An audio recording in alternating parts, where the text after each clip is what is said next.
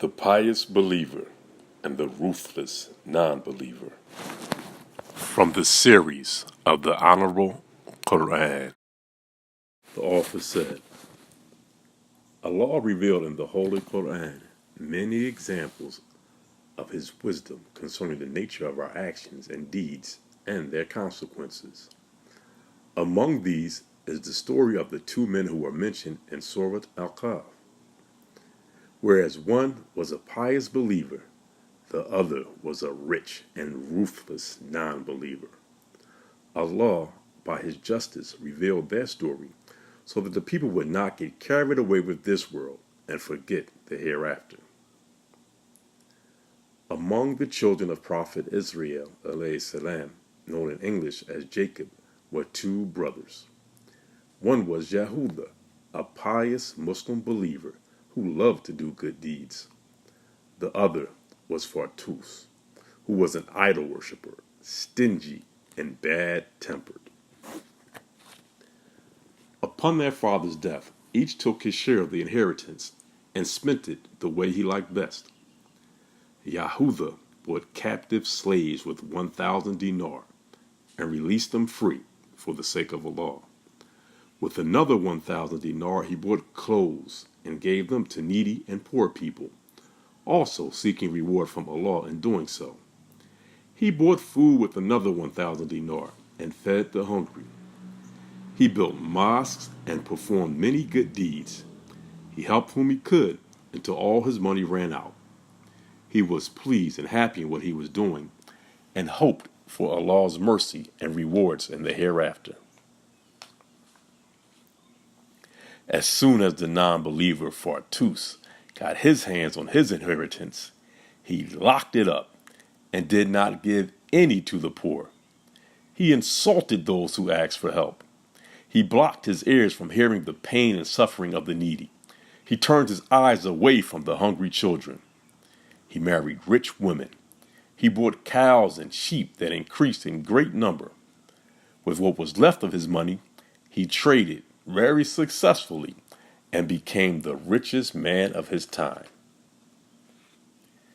He established 2 great gardens and planted grapevines surrounded by palm trees. He had all kinds of vegetables and fruits. The trees were dense, separated only by a river that watered the plantation with clean and crystal clear water. The garden was beautifully decorated and had pleasant walkways so one could enjoy all of its splendor. Fartus should have believed in Allah, who granted him all that wealth. He should have thanked Him and subjected himself to Allah. But money and wealth can make some people arrogant. And so Fartus's wealth increased him in arrogance and blasphemy. Yahuda came in need of some money after having spent all that he had. He thought to himself that his brother would easily give him a job. He found it hard to reach his brother, and when he got to him, Fartus said, "Didn't we split the inheritance? What did you do with your share?" Yahuda said, "I spent it all in obedience to Allah, seeking His kind rewards."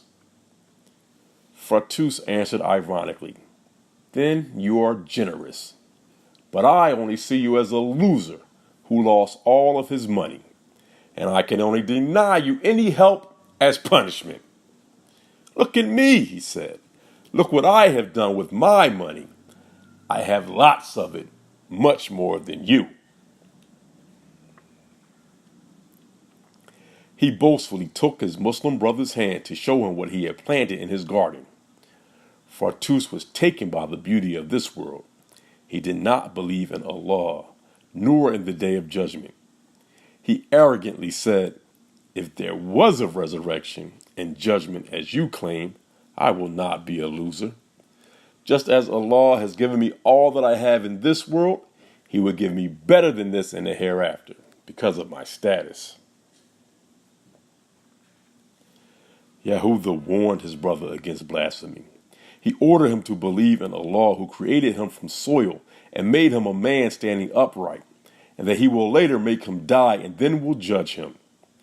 Yahudah told him that he believed in Allah, the only God who has no partners, and that nothing resembled him, and that he exists without a place or a direction, the creator of everything.